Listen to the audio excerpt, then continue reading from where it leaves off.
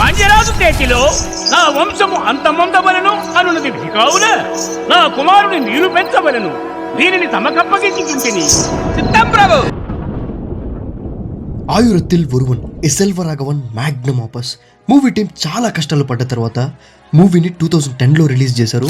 And 10 ఏళ్ల తర్వాత మళ్ళీ 2021లో ఈ మూవీకి సీక్వెల్ అనౌన్స్ చేశారు. మూవీ రిలీజ్ అయినప్పుడు because of some reasons movie duration 3 hours 40 minutes ఉండడం కావచ్చు, అండ్ ప్యూర్ తమిళ్లో డైలాగ్స్ ఉండడం కావచ్చు, అండ్ కొన్ని సీక్వెన్సెస్లో అయితే లిటరల్లీ ల్యాక్ ఆఫ్ ఎక్స్ప్లెనేషన్. ఇంకా ఆడియన్స్కి పెద్ద టాస్క్ ఇచ్చారు సెల్వ గారు మూవీని అర్థం చేసుకోవడానికి. చోళులు పోతూ పోతూ ఊరికే పోలేదు. శత్రువులెవరూ వాళ్ళని ఫాలో కాకూడదని 7 ప్రమాదాల్ని సృష్టించిపోయారు. సముద్రం, ఆటవికులు, రక్షక దళాలు, సర్పం, ఊబి, ఆకలి, దాహం అండ్ గ్రామం.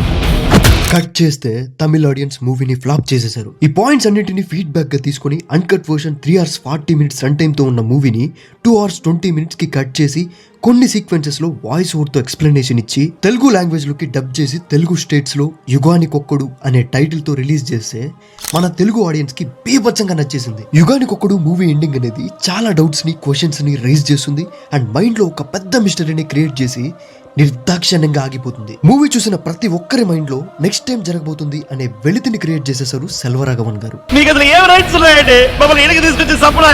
నాది కూడా సేమ్ ఫీలింగ్ కార్తీ అన్న. ఇప్పటికీ ఎప్పటికైనా యుగానికొక్కడు సీక్వెల్ వస్తుందని ఆశగా ఎదురు చూస్తున్న ఆడియన్స్ లో నేను ఒకడిని. ఇక్కడ మీకు ఒక విషయం చెప్పాలి.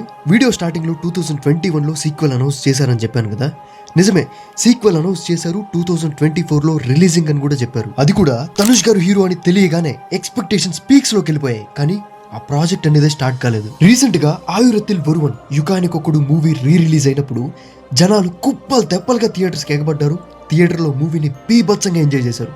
కలెక్షన్స్ కూడా చాలా బాగుచ్చాయి. కానీ ఈ మూమెంట్ లోనే డైరెక్టర్ సెల్వరాఘవన్ గారు కొన్ని ఇంట్రెస్టింగ్ కామెంట్స్ చేశారు. సీక్వెల్ అనౌన్స్ చేసి తప్పు చేశాను. 2010లో మూవీని రిలీజ్ చేసినప్పుడు negative reviews and bad responses from audience నన్ను చాలా బాధ పెట్టాయి. ఆ సమయంలో సంబరాలు జరుగుంటే నేను చాలా సంతోషపడేవాడిని.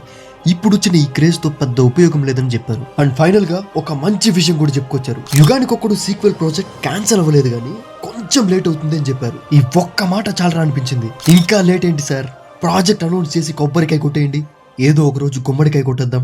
Thanks for watching and signing of.